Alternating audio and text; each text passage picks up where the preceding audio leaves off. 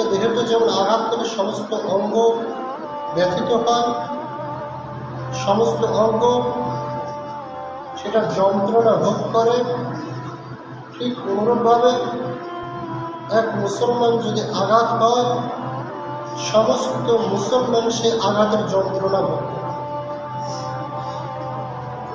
এটা হচ্ছে মুসলমানদের বৈশিষ্ট্য। যদি এক মুসলমান আঘাত হওয়ার পরে যদি আপনার ভিতরে যন্ত্রণা যদি না হয়, কোনো প্রকার প্রতিক্রিয়া যদি না হয়, ভিতরে যদি রক্তক্ষরণ যদি না হয়, বুঝতে হবে আপনার নামে মুসলমান অথচ রক্ত রয়েছে হিন্দু খ্রিস্টান। তাই যদি না হয়, আজকে জুমার সালাতে উপস্থিত অসংখ্য মুসলিম রয়েছে যারা জুমার সালাত আদায় করতে পারছে। ফিলিস্তিনের মুসলমানেরা এতটাই অসহায়, তারা জুমার সালাত আদায় করতে পারতেছে না, পাঁচ ওয়াক্ত সালাত জামাতের সহিত আদায় করতে পারতেছে না। তাদের চোখের সামনে তাদের পরিচার টুকরা সন্তানের কোথাও হাত উড়ে যাচ্ছে, কোথাও পা উড়ে যাচ্ছে, প্রত্যেকটা অঙ্গ প্রত্যঙ্গ ছিন্ন ভিন্ন হয়ে যাচ্ছে তাদের চোখের সামনে। তাদের চোখের সামনে মাটাকে হারিয়ে দিচ্ছে। অনেক শিশুকে হত্যা করা হচ্ছে তাদের চোখের সামনে। কিছুই বলার নেই, কিছুই করার নেই, কোনো ক্ষমতা নেই। এত কিছু দেখার পরেও আপনার ভিতরে বিন্দু মাত্র প্রতিক্রিয়া হয় না, এই জন্য যে আপনি দুনিয়া নিয়ে ব্যস্ত হয়ে পড়েছেন। ওখানে যাই পাও তাই হোক, ও দুনিয়াতে কামাই করতে হবে, দুনিয়াতে উন্নতি করতে হবে, দুনিয়াতে এটা করতে হবে, সেটা করতে হবে। যার কারণে চোখের সামনে একটা মায়ের সামনে তার যে কান্না, তার যে বুক ফাটা কান্না, এটা দেখার পরও আপনার অন্তরে বিন্দু মাত্র প্রতিক্রিয়া হচ্ছে না, বুঝতে হবে মুসলমান নয়, আপনার ভিতরে হিন্দু রক্ত হচ্ছে। এই জন্য হিন্দুরা মারতেছে, যারা মরতেছে তারা হচ্ছে মানুষ, আর যারা মারতেছে তারা হচ্ছে মানুষের বিবেক কতটা নিচে হয়ে গেছে। একটা মানুষের মানুষ হত্যা করছে, চোখের সামনে তাদের ছোট ছোট বাচ্চাদেরকে টুকরো টুকরো হয়ে যাচ্ছে, বোমার আঘাতে, গুলিতে, বুলেটে টুকরো টুকরো হয়ে যাচ্ছে। কিচ্ছুই করা নেই। একই পরিবারে স্বামী মারা যাচ্ছে, সন্তান মারা যাচ্ছে, শুধু স্ত্রী রয়েছে। অনেক ক্ষেত্রে স্ত্রী মারা যাচ্ছে, সমস্ত সন্তান মারা যাচ্ছে, শুধুমাত্র স্বামী বেঁচে আছে। তাদের বেঁচে থাকার কি মূল্য হয়েছে? তাদের ইমান কিরকম আর আমাদের ইমান কিরকম?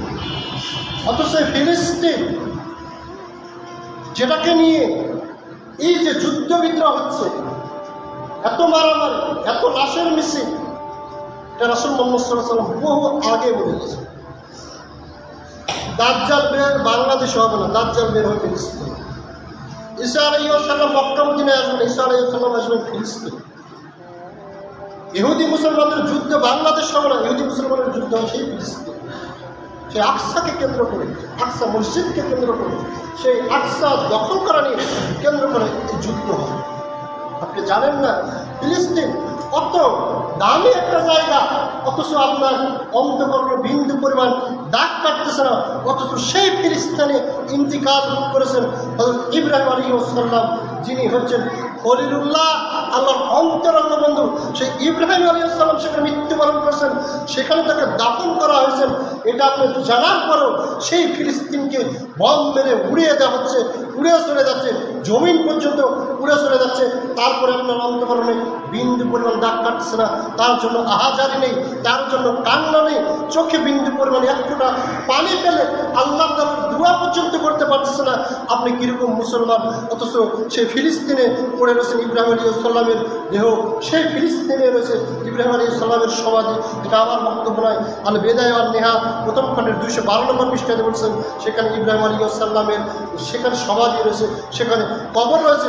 শুধু কি ইব্রাহিম আলাইহিস সালামের কবর রয়েছে, ইব্রাহিম আলাইহিস সালামের বড় ছেলে ইসহাক আলাইহিস সালাম কেনানে যিনি বসবাস করতেন, কেনানের বাইরে 180 বছর বয়সে তিনি ইন্তিকাল করেন।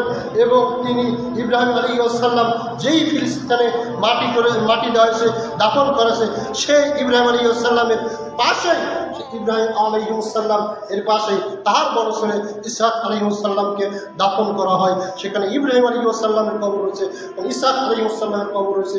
শুধু তাই নয়, ইয়াকুব আলাইহিসসালাম ও তার পূর্বপুরুষদের সঙ্গে যত সদস্য রয়েছিল সমস্ত সদস্যের দাফন যেখানে করা সেটা হচ্ছে ফিলিস্তিন। কত নবীদের কবর রয়েছে সেখানে, কত নবীদের কবর রয়েছে, কত নবীদের স্ত্রীর কবর রয়েছে সেই ফিলিস্তিনে। আর বেদায় 2 নম্বর খন্ড 212 নম্বর পৃষ্ঠে। এছাড়াও হযরত ইউসুফ আলাইহিসসালাম যখন তিনি মিশরে মৃত্যুবরণ করেন, মৃত্যুর পূর্বে তিনি ওসিয়ত করে যান, তার ওসিয়ত মোতাবেক তাকে ফিলিস্তিনের পুণ্যভূমিতে তাকেও দাফন করা হয়। বর্তমানে ফিলিস্তিনের হেব্রনে তার সমাধিত রয়েছে ইউসুফ আলাইহিসসালাম, যিনি একজন হচ্ছেন নবী, যিনি একজন একেবারে দামি একজন নবী। দামি নবীর মধ্যে একটা অন্যতম যে নবী সেটা হচ্ছে মূসা আলাইহিসসালাম। তিনি এমন একজন বাহাদুর নবী ছিলেন। রাসূল সাল্লাল্লাহু আলাইহি ওয়াসাল্লাম বলেন, আবু হুরায়রা রাদিয়াল্লাহু আনহু তিনি বলেন, নবী করিম সাল্লাল্লাহু আলাইহি ওয়াসাল্লাম বলেছেন, মালাকুল মউত যখন মূসা আলাইহিসসালামের জান কবজ করার জন্য যখন আসলেন, তখন মালাকুল মউতকে মূসা আলাইহিসসালাম এমন একটা থাপ্পড় দিলেন, এমন একটা আঘাত করলেন, মালাকুল মউতের একবারে চোখটাকে উঠে গেল, চোখটা লাল হয়ে গেল, চোখ দিয়ে ভালো দেখতে পাচ্ছে না, চোখটাকে অন্ধ আমরা যাকে বলতেছি এরকম হয়ে গেল। আল্লাহ মালাকুল মউত বললেন, হে আল্লাহ, আপনি এমন এক বান্দার জান কবজ করার জন্য আমাকে পাঠিয়েছেন, সে তো মরতে চায় না, সুতরাং যখনই মরার জন্য তার নিকট বলেছি। সমস্ত নবী রাসূলের ক্ষেত্রে যখন মালাকুল মউত মৃত্যু জান কবজ করবেন তখন তার অনুমতি নিতেন শুধুমাত্র নবী রাসূলের ক্ষেত্রে। এ ব্যতীত পৃথিবীতে এমন কোনো মানুষ নেই যার ক্ষেত্রে মালাকুল মউত অনুমতি নেবেন। নবী রাসূলের ক্ষেত্রে অনুমতি নিতেন, আল্লাহ রাব্বুল আলামিন অর্ডার দিতেন, যার কারণে মালাকুল মউত যখন অনুমতি নিতে চাইলেন যে আমি তোমার জানটাকে কবজ করবো, এমন এক চটবা আঘাত করলেন যার কারণে তার চোখটাকে বেরিয়ে পড়ে গেল। আল্লাহ রাব্বুল আলামিন তার চোখটাকে ফিরিয়ে দিয়ে আবার গিয়ে বললেন, তুমি গিয়ে বলো একটা ষাঁড়ের উপরে তার হাতটাকে রাখতে, হাত রাখার পরে তার হাতের তলায় যত পরিমাণ লোম থাকবে প্রত্যেকটা লোম পরিমাণটাকে 1 বছর করে হায়াত বৃদ্ধি করে দেওয়া হবে। এই কথা বলো। অতঃপর মালাকুল মউত মূসা আলাইহিসসালামের নিকট আসলেন, আসার পরে উক্ত ঘটনা বললেন যে আপনি একটা ষাঁড়ের, একটা গরুর এর গায়ের উপর আপনি হাত দেবেন, হাতের তলায় যে পরিমাণ লোম করবে সেই পরিমাণ লোম প্রতি 1 বছর করে আপনাকে আল্লাহ রাব্বুল আলামিন দান করবেন। তখন মূসা আলাইহিসসালাম বললেন, যদি এই লোম পরিমাণ দান করার পরে, এই জীবন দান করার পরে কি হবে? তখন মালাকুল মউত বললেন, এই সময় যখন পার হয়ে যাবে তখন আমি মালাকুল মউত আবার আপনাকে জান কবজ করার আবার আমি আসবই, কেননা মৃত্যু সুনিশ্চিত। যার কারণে আল্লাহ রাব্বুল আলামিন বলেছেন, আল্লাযী খালাকাল মাউতা ওয়াল হায়াতা, সর্বপ্রথম আল্লাহ রাব্বুল আলামিন এখানে বলেছেন আমি মৃত্যুকে সৃষ্টি করে আসি। অথচ আমরা জানি আগে আমরা জীবন পাই তারপরে মৃত্যু হয়। অথচ আল্লাহ রাব্বুল আলামিন উক্ত আয়াতে বলেছেন আল্লাযী খালাকাল মাউতা, মৃত্যুকে আগে সৃষ্টি করেছেন। তার মানে আপনি যখন জন্ম লাভ করবেন কতদিন বেঁচে থাকবেন এটা আপনি বলতে পারবেন না, জীবনে কতদিন বাঁচবেন এটা আপনি বলতে পারবেন না। তো মৃত্যু সুনিশ্চিত, এটা নিয়ে আপনি জন্ম লাভ করবেন, মৃত্যু সুনিশ্চিত। গত 5 দিন যাবত যতগুলো লোকের জানাজায় উপস্থিত হলাম, প্রত্যেকটা ব্যক্তি সুস্থ মানুষ, বিন্দু পরিমাণ রোগ নেই, বিন্দু পরিমাণ রোগ নেই। আজকেও একটা লোক মারা গেল, বেলাল মাস্টার, প্রান্তরের হেডমাস্টার ছিল, তার ভাই আজকেও মারা গেল, সুস্থ মানুষ। গত দিনের আগের দিনে আব্দুর রাজ্জাক আলিমুদ্দিন হাজির ছেলে, তিনিও মারা গেল, সুস্থ মানুষ, চলাফেরা একটা কথাবার্তা বলে হঠাৎ করে মারা গেল। গতকাল মারা গেছেন 2 জন, তারাও সুস্থ মানুষ, মাত্র 30 বছর বয়স, সুস্থ মানুষ, কোনো প্রকার রোগ নেই। মালাকুল মউত এমন একজন ফেরেশতা যার মৃত্যুর জন্য বিন্দু পরিমাণ অনুমতি নিতে হয় না, আর মৃত্যু সুনিশ্চিত এটা নিয়েই সে জন্ম লাভ করে। যার কারণে আল্লাহ রাব্বুল আলামিন মৃত্যু সুনিশ্চিত করে দিয়েছেন। যার কারণে মূসা আলাইহিস সালাম বলছেন যে এই যে গাভীর উপরে আমি হাত দেওয়ার পরে সময়টা যদি কাম যদি হয়ে যায় তারপরে কি হবে? তখন মালাকুল মউত বললেন তারপরে আপনার অবস্থা ওটাই হবে, আমি আবার পুনরায় আসবো জান কবজ করার জন্য। তখন মূসা আলাইহিস সালাম বললেন তাহলে আর দেরি করে কি লাভ হবে? তবে আল্লাহর কাছে আমার একটা নিবেদন, সেটা হচ্ছে এই যে সামনে দেখা যাচ্ছে বাইতুল মাকদিস, যাকে বলা হচ্ছে মসজিদুল আকসা, এটা রয়েছে। সুতরাং তাদের আগ্রহ ছিল তারা যেন মসজিদের আশেপাশে যেন ইন্তিকাল করে, কেননা নবীরা যেখানে ইন্তিকাল করে সেখানেই তাদেরকে দাফন করানো হয়। যার কারণে হাতে একটা পাথর নিলেন, নেওয়ার পরে ছুঁড়ে মারার পরে বললেন এই পাথর যেখানে গিয়ে পড়বে সেখান পর্যন্ত আমি যাবার পরে গেছেন মালাকুল তোমার জানটাকে কবজ। পাথরটাকে ছুঁড়ে মারলেন এবং সেই জায়গায় গিয়ে উপস্থিত হলেন, যেটা ইসলামিক বিশ্বকোষ 22 নম্বর খণ্ডের 120 থেকে 21 নম্বর পৃষ্ঠাতে বলেছেন যে ফিলিস্তিনের নাবলুস শহরে সে পাথরটা গিয়ে পুষে এবং সেখানেই তিনি ইন্তিকাল করেন। সেখানে মালাকুল মউত তার জানটাকে কবজ করেন। পৃথিবীর মধ্যে বিখ্যাত একজন নবী এবং রাসূল যিনি মালাকুল মউতকে পর্যন্ত চড় মেরেছিলেন, এমন পাওয়ারফুল নবী এবং রাসূল যিনি সেই ফিলিস্তিনের মাঠে ইন্তিকাল করেন, সেই ফিলিস্তিনের মাঠে তাকে দাফন করা হয়। এই জন্যই ইহুদিরা ফিলিস্তিন দখল করার জন্য পায়তারা করতেছে। ইহুদিরা তারা চাচ্ছে এই যে বাইতুল আকসা, মসজিদুল আকসা যেটা রয়েছে, এটা তাদের দখলে নিয়ে আসবে এবং তাদের যে আপনার ইবাদতখানা রয়েছে, সেই ইবাদতখানা এই জন্যই করবে যে মুসা আলাইহিস সালাম সেখানে বসবাস করতেন। মুসা আলাইহিস সালাম ইহুদি, তারা কার অনুসারী বলা? মুসা আলাইহিস সালামের অনুসারী। তারা মুসা আলাইহিস সালামকে আনুগত্য করে, তারা মেনে চলে, যার কারণে তারা মুসা আলাইহিস সালামের এই যে বাইতুল আকসা, মসজিদুল আকসা যেটা রয়েছে, এটা দখল করার জন্য তারা আপ্রাণ চেষ্টা করছে। এই জন্য এই মসজিদুল আকসা তারা তাদের হিন্দুর ইবাদতখানায় পরিণত করে। অথচ কত নবী রাসূল এই বাইতুল আকসাকে কেন্দ্র করে এবং সেখানেই তারা মৃত্যুবরণ করছেন। হযরত দাউদ আলাইহিস সালাম তারও কবরে বাইতুল আকসায় রয়েছে, অসংখ্য নবী রাসূলের কবরে বাইতুল আকসাতে রয়েছে। অথচ এই বাইতুল আকসাকে উড়িয়ে দেওয়া হচ্ছে। এই বাইতুল আকসা, মসজিদুল আকসাটাকে ভেঙে ফেলার জন্য পায়তারা করতেছে, সেটাকে দখল করার জন্য, মুসলমানদেরকে সেখান থেকে একেবারে শেষ করে দেওয়ার জন্য তারা পায়তারা করছে। অথচ আপনার অন্তরে আপনি মুসলমান, বিন্দু পরিমাণ দাগ কাটতেছে না, বিন্দু পরিমাণ রক্তকরণ হচ্ছে না। তাদের জন্য অন্তত আল্লাহর দরবারে দুই হাত করে দোয়া পর্যন্ত আপনি করতে পারছেন না। আপনি কিরকম মুসলমান? আপনি যদি মুসলমান হতেন, তাহলে রাসূল মুহাম্মদ সাল্লাল্লাহু আলাইহি ওয়াসাল্লাম হাদিস বলছে, এক মুসলমান যদি এক জায়গায় আঘাতপ্রাপ্ত হয়, গোটা পৃথিবীর বিশ্বের মুসলমান ওই ব্যথায় সে ব্যথিত হবে। মুসলমানের সঙ্গে অসংখ্য রয়েছে, মুসলমানদের দেশ রয়েছে, তারপরও তাদেরকে সাহায্য করতেছে, সাহায্যের হাত বাড়িয়ে দিচ্ছে না। তাদের হাহাকার দেখেন, তাদের কান্না দেখেন। অথচ দেখেন বাইতুল মসজিদ, এটা মুসলমানদের একটা প্রাণ কেন্দ্র। হচ্ছে এই বাইতুল মসজিদ। কেননা রাসূল মুহাম্মদ সাল্লাল্লাহু আলাইহি ওয়াসাল্লাম কাবা কিবলা হওয়ার পূর্বে 1 মাস নয়, 2 মাস নয়, প্রায় 17 মাস রাসূল মুহাম্মদ সাল্লাল্লাহু আলাইহি ওয়াসাল্লাম বাইতুল মসজিদের দিকে মুখ করে কিবলা মনে করে তিনি সালাত আদায় করতেন। রাসূল মুহাম্মদ সাল্লাল্লাহু আলাইহি ওয়াসাল্লাম যখন আল্লাহ তাআলা বলেন সুবহানাল্লাযী আসরা বিআবদিহি লাইলাম মিনাল মাসজিদিল হারাম ইলাল মাসজিদিল আকসা, আল্লাহ রাব্বুল আলামিন রাসূল মুহাম্মদ সাল্লাল্লাহু আলাইহি ওয়াসাল্লামকে যখন মিরাজে নিয়ে গেলেন, তখন বাইতুল্লাহ থেকে মসজিদুল আকসাতে নিয়ে এসেছিলেন। রাসূল মুহাম্মদ সাল্লাল্লাহু আলাইহি ওয়াসাল্লাম দেখেন আকসার দাম এত দামি যে আল্লাহ রাসূল মুহাম্মদ সাল্লাল্লাহু আলাইহি ওয়াসাল্লাম সমস্ত নবীর ইমামতি হয়ে এই বাইতুল মসজিদুল আকসাতে তিনি তার ইমামতিতে সালাত হয়েছে। অথচ কাবা ঘরেটা হয়নি। এটা সেই মসজিদ যেই মসজিদে সমস্ত নবী ইমামতি করেছেন হযরত মুহাম্মদ সাল্লাল্লাহু আলাইহি ওয়াসাল্লাম। সেই আকসা মসজিদে রাসূল মুহাম্মদ সাল্লাল্লাহু আলাইহি ওয়াসাল্লামকে নিয়ে যাওয়া হয়েছিল মিরাজের পর। সেই আকসা মসজিদকে কেন্দ্র করে এত যুদ্ধ ভিতরে হচ্ছে, আপনার অন্তরে বিন্দু পরিমাণ দাগ কাটছে না। সুতরাং মুসলমানদের প্রথম কেবলা ছিল, সেটা হচ্ছে বাইতুল মাকদিস অথবা মসজিদুল আকসা। এটা মুসলমানদের প্রথম কেবলা ছিল। অথবা আল্লাহ মুহাম্মদ সাল্লাল্লাহু আলাইহি ওয়াসাল্লামের আগ্রহ ছিল তার কেবলাটা যেন ওইটা কাবা ঘরের যেটা রয়েছে হারাম শরীফ, এটা যেন তার কেবলা হয়। এটা তার মনের দিক থেকে আগ্রহ, কেননা সেখানে তিনি জন্মগ্রহণ করেছেন। আর কেবলাকে মানতে হচ্ছে কোথায়? বাইতুল মাকদিস, ফিলিস্তিনকে, মসজিদুল আকসাকে কেবলা হিসাবে তিনি সালাত আদায় করতেন। যার কারণে আল্লাহ রাব্বুল আলামিন রাসূল মুহাম্মদ সাল্লাল্লাহু আলাইহি ওয়াসাল্লামকে খুবই ভালোবাসতেন।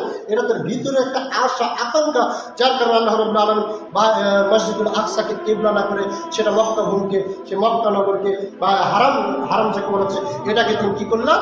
কেবলা হিসেবে নিযুক্ত করলেন। সূরাতুল বাকারাতে আয়াত নাযিল করে দিলেন 2 নম্বর সূরা 142 থেকে 43 নম্বর আয়াত যখন নাযিল করে দিলেন, আল্লাহ রাসূল মুহাম্মদ সাল্লাল্লাহু আলাইহি ওয়াসাল্লাম জোহরের 2 রাকাত সালাত আদায় করে 4 রাকাত ফরজ সালাত আদায় করতেছিলেন। এমন মুহূর্তে 2 রাকাত যখন সালাত আদায় করলেন, এমন মুহূর্তে আল্লাহ রাব্বুল আলামিন আয়াত নাজিল করে দিয়ে তিনি আল্লাহ রাব্বুল আলামিন বলেন, তুমি আকাশের দিকে বারবার তোমার মুখ ফিরানো আমি অবশ্যই দেখেছি, অতএব আমি অবশ্যই তোমাকে এমন কিবলার দিকে ফিরাবো যা তুমি পছন্দ করো। তিনি পছন্দ করতেন ওইটাকে কিবলা করার জন্য, যা তুমি পছন্দ করো। অথবা আল্লাহ রাব্বুল আলামিন ওটাকে যখন কিবলা করলেন, রাসূল মুহাম্মদ সাল্লাল্লাহু আলাইহি ওয়াসাল্লাম 2 রাকাত সালাত অবস্থায় বাইতুল্লাহ শরীফের দিকে মুখ করে আবার সালাতে আদায় করলেন বাকি 2 রাকাত।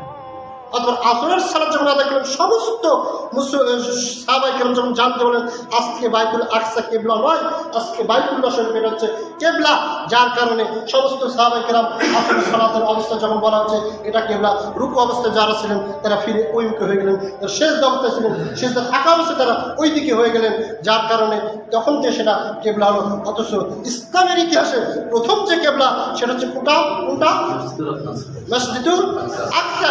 সুতরাং এটা মুসলমানদের অন্তঃকরণের সাথে জড়িত, মুসলমানদের হৃদয়ের সাথে জড়িত যেই মসজিদ সেটা হচ্ছে মসজিদুল আকসা। শুধু তাই নয়, পৃথিবীর মধ্যে দ্বিতীয় মসজিদ হচ্ছে এটা হচ্ছে মসজিদুল আকসা। রাসূল মুহাম্মদ সাল্লাল্লাহু আলাইহি ওয়াসাল্লাম বলেন, 12 রাদিয়াল্লাহু আনহু তিনি বলেন, নবী করিম সাল্লাল্লাহু আলাইহি ওয়াসাল্লাম 16 থেকে 17 মাস বাইতুল্লাহ মাকদিসের দিকে মুখ করে সালাত আদায় করেন। অথচ নবী করিম সাল্লাল্লাহু আলাইহি ওয়াসাল্লাম বাইতুল্লাহর দিকে তার কিবলা হওয়াকে পছন্দ করতেন। নবী করিম সাল্লাল্লাহু আলাইহি ওয়াসাল্লাম আসরের সালাত কাবার দিকে মুখ করে আদায় করেন এবং লোকেরা তার সঙ্গে সালাত আদায় করেন। এরপর তার সঙ্গে সালাত আদায়কারী একজন বের হলেন এবং বললেন, মসজিদ লোকের পার্শ্ব দিয়ে গেলেন এবং বললেন যে আজ থেকে কেবলা হচ্ছে বাইতুল্লাহ, সুতরাং তোমার কেবলা পরিবর্তন হয়েছে। তখন যারা রুকু ছিল, রুকু অবস্থায় তারা বাইতুল্লাহর দিকে ফিরে গেলেন, সিজদা তারা করতেছিলেন, সিজদা অবস্থায় তারা সেই দিকে মুখ করে সালাত আদায় করলেন। রাসূল মুহাম্মদ সাল্লাল্লাহু আলাইহি ওয়াসাল্লামকে এক সাহাবী জিজ্ঞাসা করলেন, ইয়া রাসূল মুহাম্মদ সাল্লাল্লাহু আলাইহি ওয়াসাল্লাম, পৃথিবীর সর্বপ্রথম মসজিদ কোনটা? তখন তিনি বললেন সেটা হচ্ছে বাইতুল্লাহ। তারপরে রাসূল মুহাম্মদ সাল্লাল্লাহু আলাইহি ওয়াসাল্লামকে বললেন, পৃথিবীর মধ্যে দ্বিতীয় মসজিদ কোনটা? তখন রাসূল মুহাম্মদ সাল্লাল্লাহু আলাইহি ওয়াসাল্লাম বললেন সেটা হচ্ছে মসজিদুল আকসা। তারপর রাসূল মুহাম্মদ সাল্লাল্লাহু আলাইহি ওয়াসাল্লাম বললেন, এই বাইতুল্লাহ এবং মসজিদুল আকসা এদের যে ব্যবধান সেটা হচ্ছে 40 বছরের ব্যবধান। কত বছরের ব্যবধান? 40 বছরের ব্যবধান। সুতরাং দ্বিতীয় যে মুসলমানদের যে মসজিদ সেটা হচ্ছে মসজিদুল আকসা।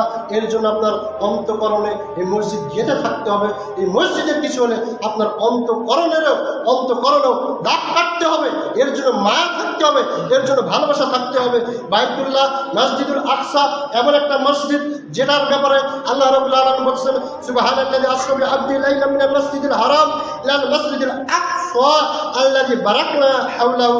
পবিত্র মহিমা সেই মহান সত্তার যিনি তার বান্দাকে রাতে ভ্রমণ করিয়েছেন মসজিদুল হারাম থেকে মসজিদুল আকসা, এবং যার আশপাশ যা কিছু রয়েছে আমি আল্লাহ রাব্বুল আলামিন সমস্ত কিছু বরকতময় করে দিয়েছি।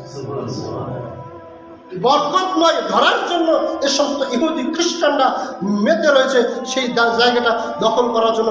আর মুসলমানেরা জীবন দিয়ে দিচ্ছে, তারপরে জায়গা ছাড়তেছে না। মুসলমানের স্ত্রীর জীবন দিয়ে দিতেছে, মুসলমান সন্তানের জীবন দিয়ে দিচ্ছে, অসংখ্য শিশু জীবন দিয়ে দিতেছে, তারপরে এই জায়গা ছাড়তেছে না। এই জন্য এই জায়গাটা হচ্ছে বরকতময় জায়গা। এই জায়গাটা এই অসংখ্য নবী রাসূলের সমন্বয় কবরের জায়গা হচ্ছে এই জায়গা। এই জায়গার ফজিলত সংক্রান্ত করতে গিয়ে রাসূল মুহাম্মদ সাল্লাল্লাহু আলাইহি ওয়াসাল্লাম বলেছেন, বাইতুল আকসাতে কোনো ব্যক্তি যদি একবার সালাত আদায় করে, এক ওয়াক্ত সালাত আদায় করে, সে যেন 500 রাকাত সালাত আদায় করে। এমন একটা মসজিদ যেই মসজিদে তুমি 1 রাকাত সালাত আদায় করে, এক ওয়াক্ত সালাত আদায় করেন, আপনি 500 রাকাতের সালাতের সওয়াব পাবেন। এত দামি একটা মসজিদ অন্য কোনো মসজিদের ব্যাপারে পাওয়া যায় না। শুধুমাত্র 3টা মসজিদ ব্যতীত, একটা হচ্ছে বাইতুল্লাহ, 2টা হচ্ছে মসজিদুল আকসা, 3 নম্বর হচ্ছে মসজিদে নববী। 3টা ব্যতীত অন্য জায়গায় ভ্রমণ করতে রাসূল মুহাম্মদ সাল্লাল্লাহু আলাইহি ওয়াসাল্লাম নিষেধ করেছেন। 6 নম্বর মসজিদুল আকসাকে এই কি মুসলমানদের জন্য 6 নম্বরে যেটা যে বিষয়টা সেটা হচ্ছে মিরাজের রাতে সমস্ত নবী রাসূলদেরকে নিয়ে মুহাম্মদ সাল্লাল্লাহু আলাইহি ওয়াসাল্লামের ইমামতিতে সমস্ত নবী রাসূলকে নিয়ে এই মসজিদুল আকসাতে সালাত আদায় করতেন। নবীরা পর্যন্ত যে মসজিদে সালাত আদায় করতেন, আজকে সেই মসজিদ থেকে আপনাকে বের করে দেওয়া হচ্ছে। সেই মসজিদ দখল করার জন্য ইহুদিরা যথেষ্ট পরিমাণ চেষ্টা চালাচ্ছে। এবং 7 নম্বর যে বিষয়, যে হাদিসটা প্রত্যেকটা দলেই পাঠ করে, ইতিপূর্বে আমিও দেখেছি এই সমস্ত হাদিস পাঠ করে, অথচ এই হাদিসের মূল বক্তব্য কেউ বলে না। সেটা হচ্ছে রাসূল মুহাম্মদ সাল্লাল্লাহু আলাইহি ওয়াসাল্লাম বলতেছেন, আমার উম্মতের একটি দল সত্যের উপর হকের প্রতি বিজয় থাকবে। আমার এই উম্মতের মধ্যে একটি দল, হাদিসটাকে বোঝার চেষ্টা করুন, এমন কোনো দল নাই এই হাদিস পাঠ করে না, অথচ এই হাদিসের মূল বক্তব্যে হাদিসের কিভাবে অপব্যাখ্যা হয় এখান থেকে আপনি জানতে পারবেন। দেখেন তিনি বলতেছেন যে আমার উম্মতের একটি দল সত্যের উপর বিজয় থাকবে, শত্রুর মনে পরাক্রমশালী থাকবে, দুর্ভিক্ষ ছাড়া মহামারী ছাড়া কোনো বিরোধী পক্ষ তাদের বিন্দু পরিমাণ ক্ষতি করতে পারবে না, এমন একটা দল কিয়ামত পর্যন্ত, এবং সেই দল কিয়ামত পর্যন্ত তারা ওই হুকুমভাবে সত্যের প্রতি হকের প্রতি অটল থাকবে। সাহাবায়ে কেরাম জিজ্ঞাসা করলেন, হে রাসূল মুহাম্মদ সাল্লাল্লাহু আলাইহি সাল্লাম, এই দলটা কোথায় থাকবে? এই দল তো বাংলাদেশে থাকবে নাকি? আপনারা কেউ জানেন এই দল কোথায় থাকবে? এই বক্তব্য কিন্তু আমি কোনো আলেমের মুখ থেকে আমি পাইনি। তারা বলে সেই দল হচ্ছে আহলে হাদিস, সেই দল হচ্ছে জমিয়ত আহলে হাদিস, সেই দল হচ্ছে জামাত ইসলামী, সেই দল হচ্ছে অমুক, সেই দল হচ্ছে অমুক। যে দল করে সেই দল কেটে নেবে। এই হাদিসে দেখবেন যে এই হাদিস পাঠ করার পরে ওই দলের কেটে নিয়ে যায়, সেই দল হচ্ছে আমরা হকের প্রতি অটল করেছি। অথচ রাসূল মুহাম্মদ সাল্লাল্লাহু আলাইহি ওয়াসাল্লাম সাহাবায়ে কেরাম জিজ্ঞাসা করলেন, রাসূল মুহাম্মদ সাল্লাল্লাহু আলাইহি ওয়াসাল্লাম তারা কোথায় থাকবেন? এখন দেখেন তো তারা বাংলাদেশে থাকে কিনা, এখন দেখেন তারা ইন্ডিয়ান থাকে কিনা, এখন তারা দেখেন সৌদি আরব থাকে কিনা। রাসূল মুহাম্মদ সাল্লাল্লাহু আলাইহি ওয়াসাল্লাম বললেন তারা হবে বাইতুল মাকদিস এর আশেপাশে থাকবে। সেই দল বাইতুল মাকদিসের আশেপাশে থাকবে, সৌদি আরবে থাকবে না, মক্কায় থাকবে না, মদিনায় থাকবে না, বাংলাদেশে থাকবে না, যত ইসলামিক রাষ্ট্র আছে সেই ইসলামের রাষ্ট্রে থাকবে না। রাসূল মুহাম্মদ সাল্লাল্লাহু আলাইহি ওয়াসাল্লাম এই দল সেই দল, এই দল সেই কোথায় থাকবে? তার হচ্ছে বাইতুল মাকদিস এর আশেপাশে থাকবে। মুসনাদ আহমদ হাদিস নম্বর 1286 নম্বর হাদিস। 8 নম্বর বিষয় রাসূল মুহাম্মদ সাল্লাল্লাহু আলাইহি ওয়াসাল্লাম বলেছেন, তিনটি মসজিদ ব্যতীত সওয়াবের আশায় সফর করা রাসূল মুহাম্মদ সাল্লাল্লাহু আলাইহি ওয়াসাল্লাম নিষেধ করেছেন। কয়টা মসজিদ? 3টা মসজিদ। তাবলীগ জামাতেরা যে সঙ্গে মসজিদ আসছে এটা করা যাবে না। 3টা মসজিদ ব্যতীত সওয়াবের আশায় সফর করতে রাসূল মুহাম্মদ সাল্লাল্লাহু আলাইহি ওয়াসাল্লাম নিষেধ করেছেন। 1 বাইতুল্লাহ, 2 মসজিদে নববী, 3 বাইতুল আকসা। 3টা মসজিদে যেতে হবে। আর 3টা মসজিদের অতিরিক্ত ফজিলত রাসূল মুহাম্মদ সাল্লাল্লাহু আলাইহি ওয়াসাল্লাম উল্লেখ করেছেন। অন্য কোনো মসজিদের ব্যাপারে অতিরিক্ত ফজিলত রাসূল মুহাম্মদ সাল্লাল্লাহু আলাইহি ওয়াসাল্লাম উল্লেখ করেনি। কোনো ব্যক্তি যদি মসজিদুল হারামে যদি 1 রাকাত যদি সালাত আদায় যদি করে 100 লক্ষ গুণ সওয়াব তার আমলনামায় লিখে দেবে। 1 লক্ষ গুণ সওয়াব তার আমলনামায় লিখে দেবে 1 টাকা। ঠিক কোনোরকম বাইতুল আকসা এখানে কেউ যদি সালাত আদায় করে কত? 500 রাকাতের সওয়াব তার আমলনামায় লিখে দেবে। তাহলে হাদিস থেকে বোঝার চেষ্টা করেন, এই যে এত কিছু রয়েছে, এত মসজিদ রয়েছে, এটা বাদ দিয়ে কেন বাইতুল আকসাকে নিয়ে এত যুদ্ধ হচ্ছে? এমন কোন মসজিদ রয়েছে এত যুদ্ধ হচ্ছে? বাইতুল আকসাকে কেন্দ্র করে ইহুদিরা যে পরিমাণ যুদ্ধ করছে, এমন কোনো কাবা ঘর কি তার সাথে কম দামি? সেটাকে কেন্দ্র করে কোনো যুদ্ধ আছে? যুদ্ধবিদ্রোহ আছে না? এই জন্যই নাই আল্লাহ রাসূল মুহাম্মদ সাল্লাল্লাহু আলাইহি ওয়াসাল্লাম বলতেছেন, দাজ্জালকে আল্লাহ রাব্বুল আলামিন এই আপনার বাইতুল হারাম, যাকে হচ্ছে বাইতুল্লাহ এবং মক্কা মদিনায় প্রবেশ করা আল্লাহ সাল্লাল্লাহু আলাইহি ওয়াসাল্লাম নিষেধ করে দিয়েছেন। আর এই দাজ্জাল মক্কা মদিনায় প্রবেশ করতে পারবে না। যখন তারা মক্কা মদিনায় প্রবেশ করবে দেখতে পাবেন ফেরেশতারা তাদের বিরোধী হয়, তাদের বিরুদ্ধে দাঁড়িয়ে আছে, সেখানে প্রবেশ করতে পারবে না। তাহলে মসজিদে নববীতে দাজ্জাল ঢুকতে পারবে? পারবে না। কাবা ঘরে দাজ্জাল ঢুকতে পারবে? পারবে না। তার 3টা মসজিদের ভিতরে কোন মসজিদ ফাঁকা থাকবে? যার কারণে ওখানে যেহেতু দাজ্জাল ঢুকতে পারবে না, ওখানে যেহেতু আপনার এইরকম ভাবে ঢুকতে পারবে না, শুধু যেই জায়গায় ঢুকতে পারবে সেটা হচ্ছে আকসা মসজিদ। আর যার কারণে দাজ্জাল কোথায় বের হবে সেটা আমরা কোরআন হাদিস থেকে দেখি। দাজ্জাল হচ্ছে নবী সাল্লাল্লাহু আলাইহি সাল্লাম, তিনি বলছেন দাজ্জালকে স্বপ্ন দেখে তার শারীরিক গঠন বর্ণনা করতে বলছেন। তিনি বলেন দাজ্জাল হবে বৃহদাকার একজন যুবক, শরীরের পুরুষ এবং শরীরের রং হবে লাল, তিনি হবেন বেটে, মাথার চুল হবে কোঁকড়ানো, কপাল হবে উঁচু। আরেকটি হাদিসে বলা যাচ্ছে সেই মুসলিম বর্ণনায় তার কপালে কাফের শব্দটি লেখা থাকে, তার কপালে কাফের শব্দটি লেখা থাকবে। শুধুমাত্র যারা মুমিন তারাই কেবল চিনতে পারবে এটা হচ্ছে দাজ্জাল। তার কপাল থেকে চিনতে পারবে হচ্ছে কাফের, ইনি হচ্ছেন দাজ্জাল। বক্ষ হবে প্রশস্ত, চক্ষু হবে টেরা, এক চোখ হবে কানা।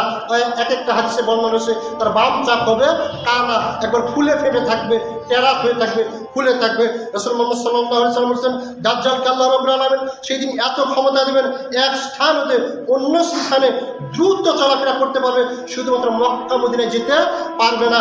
রাসূল রাদিয়াল্লাহু আনহু হতে তিনি বলেন রাসূল মুহাম্মদ সাল্লাল্লাহু আলাইহি ওয়াসাল্লাম বলেছেন দাজ্জাল মদিনায় উপস্থিত হয়ে দেখতে পাবে যে ফেরেশতাগণ তা পাহারা দিচ্ছে, অতএব আল্লাহ তাআলার ইচ্ছায় মহামারী ও দাজ্জাল মদিনায় প্রবেশ করতে পারবে না। সুতরাং মদিনায় যেহেতু দাজ্জাল প্রবেশ করতে পারবে না, সুতরাং বোঝা যাচ্ছে দাজ্জাল মদিনায় জন্মলাভ করবে না, মদিনার থেকে দাজ্জাল উঠবে না। যেহেতু মদিনার মসজিদে উপস্থিত, তারা যেতে পারছে না, যাবে কোথায়? আকসা মসজিদ। যাবে কোথায়? আকসা মসজিদ। দাজ্জালের হাতে থাকবে জান্নাত জাহান্নাম, এক হাতে থাকবে জান্নাত, এক হাতে থাকবে জাহান্নাম। রাসূল মুহাম্মদ সাল্লাল্লাহু আলাইহি ওয়াসাল্লাম বলেছেন দাজ্জালের হাতে যেটা থাকবে জান্নাত, হাতে সেটা থাকবে জান্নাত, সেটা হবে জাহান্নাম। যারা জান্নাত মনে করে দাজ্জালের অনুসরণ করবে তারা সরাসরি জাহান্নামে চলে গেল। আর দাজ্জালের যে হাতে থাকবে জাহান্নাম, সেটাই হচ্ছে মুমিন ব্যক্তিদের জন্য জান্নাত। রাসূল মুহাম্মদ সাল্লাল্লাহু আলাইহি ওয়াসাল্লাম বলেছেন। তারপরে বলছেন তিনি দাজ্জাল অনেক বড় লম্বা হাদিস, অনেক হাদিস দাজ্জাল সম্বন্ধে দাজ্জালের মূল বক্তব্য তুলে ধরার চেষ্টা করছে। দাজ্জাল শয়তানের সাহায্যে মৃত্যুকে জীবিত করবে, দাজ্জাল জিনদের সাহায্য নিয়ে মৃত্যুকে জীবিত করবে। জিন সমস্ত ব্যক্তির রূপ ধারণ করতে পারে, শুধু মুহাম্মদ সাল্লাল্লাহু আলাইহি ওয়াসাল্লাম ব্যতীত। যার পরে একটা মানুষের রূপ ধারণ করলো, সঙ্গে সঙ্গে এই দাজ্জাল বলে তুমি মরে যাও, সঙ্গে সঙ্গে ওই জিনটা কি হয়ে গেল? মরে গেল।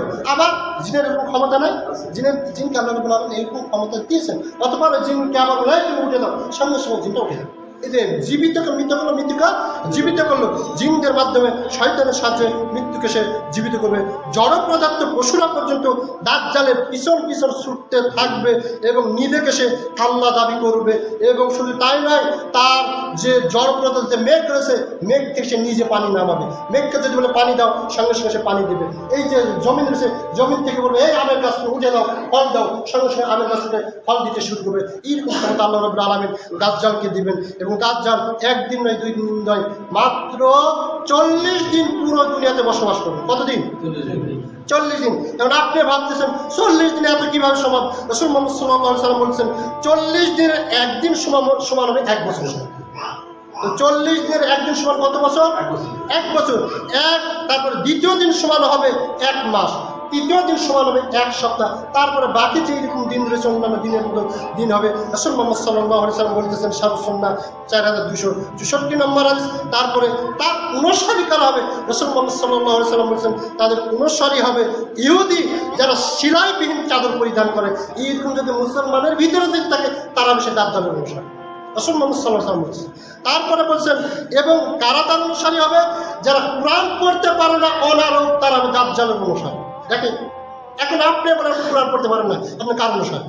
আপনি আরবি পড়তে পারেন না, যেন অনারব, যে কোরআন পড়তে পারে না, কি জন্য? তার এখানে লেখা ধরো কাফার আর কাফের, তো কোরআনই পড়তে পারে না, কিভাবে শুনলে কাফের নাম শুনবে? তো পড়তেই পারে না। আপনি যদি ইংরেজিতে পড়তে না পারেন, আপনি কি ইংরেজিতে যদি কিছু লেখে যদি আপনি বলতে পারেন কি লেখা আছে? আমি খারাপ বললাম না ভালো বললাম, আপনি বলতে পারবেন?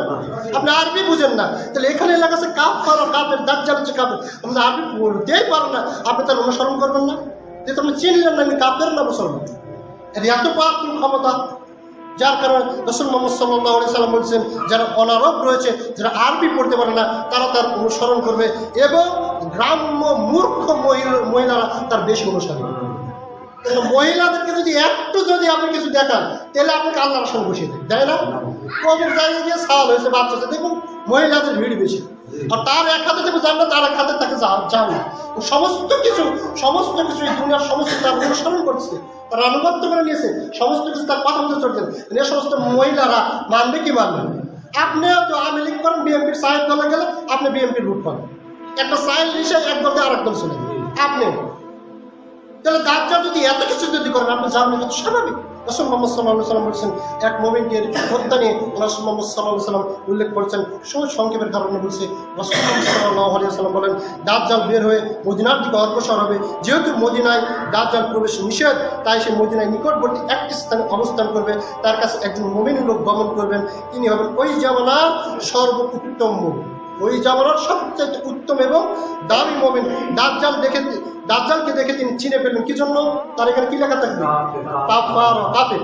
যার কারণে তিনি চিনে ফেলবেন এবং দাজ্জালকে দেখে তিনি বলবেন, আমি সাক্ষ্য দিচ্ছি যে তুমি হচ্ছেন সেই দাজ্জাল যার সম্পর্কে রাসূল মুহাম্মদ সাল্লাল্লাহু আলাইহি ওয়াসাল্লাম আমাদেরকে সাবধান করেছেন। সংক্ষিপ্ত আকারে বলছি, তখন দাজ্জাল উপস্থিত মানুষকে লক্ষ্য করে বলবেন, আমি যদি কে হত্যা করে ফেলি, হত্যা করতে যদি পারি, হত্যা করার পরে যদি আবার জীবিত করতে পারি, তাহলে কি তোমরা আমার ব্যাপারে কোনো প্রকার সন্দেহ পোষণ করবে যে আমি আল্লাহ নয়, এরকম সন্দেহ পোষণ করবে? তখন তারা বললেন, না, আর তাহলে কোনো সন্দেহ পোষণ করবো না। অথবা সে উক্ত মুমিনকে হত্যা করে আবার পুনরায় জীবিত করবে। এই পর্যায়ে যুবকটিকে বলবেন, আল্লাহর শপথ। যুবক তখন আবার বলবেন, জীবিত হওয়ার পরে বলবেন, আল্লাহর শপথ, তুমি যে মৃত্যুক দাজ্জাল, এই সম্পর্কে আমার বিশ্বাস আগের তুলনায় আর মজবুত হয়েছে। তাদের ইমান দেখেন, তার ইমানটা দেখেন, আর আমাদের ইমানটা কিরকম। কিন্তু এটার সাথে আরো বেশি মজবুত হলো, দাজ্জাল তাকে দ্বিতীয়বার হত্যা করার চেষ্টা করবে, কিন্তু তাকে হত্যা করতে সক্ষম হবে না। মুসলিম শরীফের বর্ণনায় তিনি বলছেন, যুবক দাজ্জালকে দেখে বলবে, হে লোক সকল, এটি সেই দাজ্জাল যা দেখে নবী সাল্লাল্লাহু আলাইহি সাল্লাম আমাদেরকে সাবধান করছেন। অথবা দাজ্জাল তার অনুসারীকে বলবে, একে ধরো এবং প্রহার করো, তাকে মেরে পিটে জখম করা হবে। অথবা দাজ্জাল তাকে জিজ্ঞাসা করবে, এখন কি আমার প্রতি ঈমান আনবে না? নবী সাল্লাল্লাহু আলাইহি সাল্লাম বলছেন, উক্ত যুবক বলবেন, তুমি মিথ্যাবাদী দাজ্জাল। তারপর দাজ্জাল আদেশ করবেন, তার মাথায় করাত লাগিয়ে দেওয়া হবে এবং তার মাথাটাকে দ্বিখণ্ডিত করে ফেলে দেওয়া হবে। অথবা দ্বিখণ্ডিত মাথার মাঝখান দিয়ে দাজ্জাল চলাফেরা করবে। সমস্ত মানুষ বলবেন, এই দেখো, তাকে হত্যা করে ফেলেছি। তারপরে দাজ্জাল আবার তাকে জীবিত করবেন। জীবিত করার পরে বলবেন, এখন তো ঈমান আনবে, আমার প্রতি ঈমান আনন্দ করবে। তখন বলবেন যে আগের চাইতে আরো আমার মজবুত হয়েছে, তুমি সেই দাজ্জাল। অথবা এক পর্যায়ে আবার তাকে হত্যা করার জন্য করবেন, আল্লাহ রাসূল বলেছেন এটা আবার হতে হয়ে যাবে, আর তাকে হত্যা করতে পারবে না। অনেক লম্বা। অথবা সে বলবে যে আমি তোমাকে, আমার জাহান্নাম রয়েছে, এই জাহান্নামের মধ্যে নিক্ষেপ করলাম। রাসূল মুহাম্মদ সাল্লাল্লাহু আলাইহি ওয়াসাল্লাম বলছেন, অথচ সে জান্নাতের মধ্যে নিক্ষেপ হয়ে গেছে। তাকে তার জাহান্নামে নিক্ষেপ করলো, সরাসরি যে আল্লাহর জান্নাতে প্রবেশ করে। এটা হচ্ছে হাদিসটা মনে করেছেন। এই ব্যক্তি নিয়ে মুফাসসিরিন কেরাম এদের মধ্যে দ্বিমত রয়েছে। অনেকে বলছেন ইনি হচ্ছেন খিজির আলাইহিস সালাম, অনেকে মতামত। আল্লাহ রাব্বুল আলামিন ভালো জানেন। সুতরাং দাজ্জাল বের হবে কোথা থেকে? যেহেতু তিনি মক্কা মদিনায় প্রবেশ করতে পারছে না, দাজ্জাল বের হবে খুরাসান থেকে, বের হবেন তিরমিজি হাদিস নম্বর 2163 নম্বর হাদিস। সমস্ত ইহুদি মূর্খ অনারব দাজ্জালের সাথে একত্রিত হয়ে যাবে। সমস্ত ইহুদি এবং যারা অনারব, যারা আরবি পড়তে পারে না, কোরআন পড়তে পারে না, এবং এই যে মূর্খ গ্রাম্য মহিলারা তার অনুসারী হবে, দাজ্জালের অনুসারী হবে। এবং তারা কি করবে? মুসলমানরা এবং সমস্ত মুসলমানরা সেই দিন ওই যে দল, যেই দলটা ওখান থেকে বের হবে, হকের প্রতি অটল থাকবে, সেটা ইমাম মাহেদী তার নেতৃত্ব দিবে। সেই দিন ওই দলকে নিয়ে সমস্ত মুসলমানরা, ওইখানকার মুসলমানরা, আমরা ওখানে যাবই না। আজকে নাকি আহ্বান করা হয়েছে, ফিলিস্তিনের জন্য আহ্বান করছে, তা খুঁজেই পাওয়া যায়। শুধুমাত্র আহ্বান করা হয়েছে, তাই খুঁজে পাওয়া যায়নি। আর ওখানে গিয়ে মারামারি করে জীবন হারাবেন নাকি? আপনার তো তাহলে বাড়ি তৈরি কি করবে? দুনিয়া নিয়ে ব্যস্ত হয়ে পড়ে আছে। আমার বাড়ি তাহলে কে করবে? আমার সন্তানকে কে দেখবে? তাই মুসলমান সরসাল বলছেন, সেই দিন মুসলমান ইহুদিদের যুদ্ধ হবে।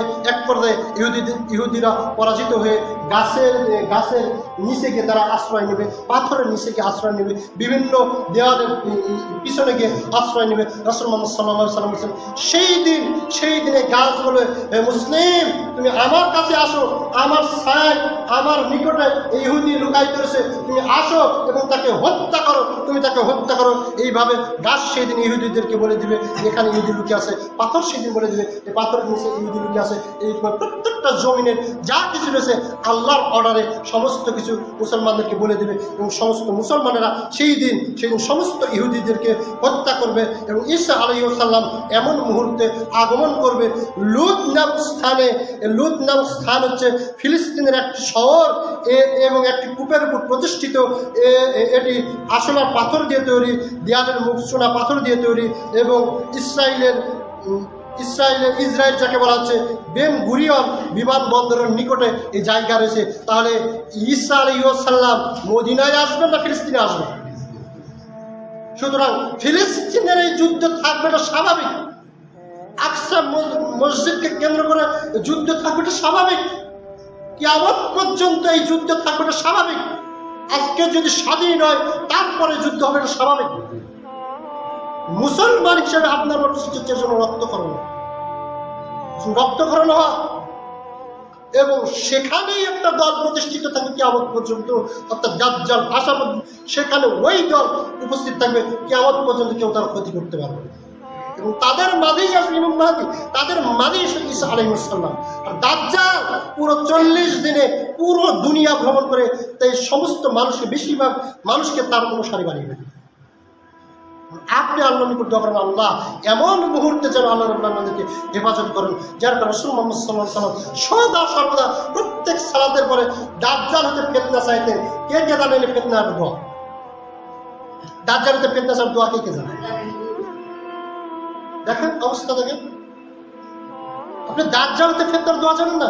রাসূল মুহাম্মদ সাল্লাল্লাহু আলাইহি ওয়াসাল্লাম শিক্ষা দিয়েছেন প্রত্যেক সালাতের পরে বাধ্যতামূলক তিনি পড়তেন, আল্লাহুম্মা ইন্নী আউযু বিকা মিন আযাবি জাহান্নাম ওয়া আউযু বিকা মিন আযাবিল কবরি ওয়া আউযু বিকা মিন ফিতনাতিল মাসীহিদ দাজ্জাল। জানেন না? আর আমরা কি দোয়াই করি না, দোয়া নিয়ে মারামারি। আপনি দোয়াই জানেন না, কিভাবে দাজ্জালের থেকে আপনি রক্ষা পাবেন? জীবনে কোনোদিন দোয়াই পাঠ করেননি। আল্লাহ রাব্বুল আলামিন আমাদেরকে দাজ্জাল থেকে দান করুন। সব আল্লাহ।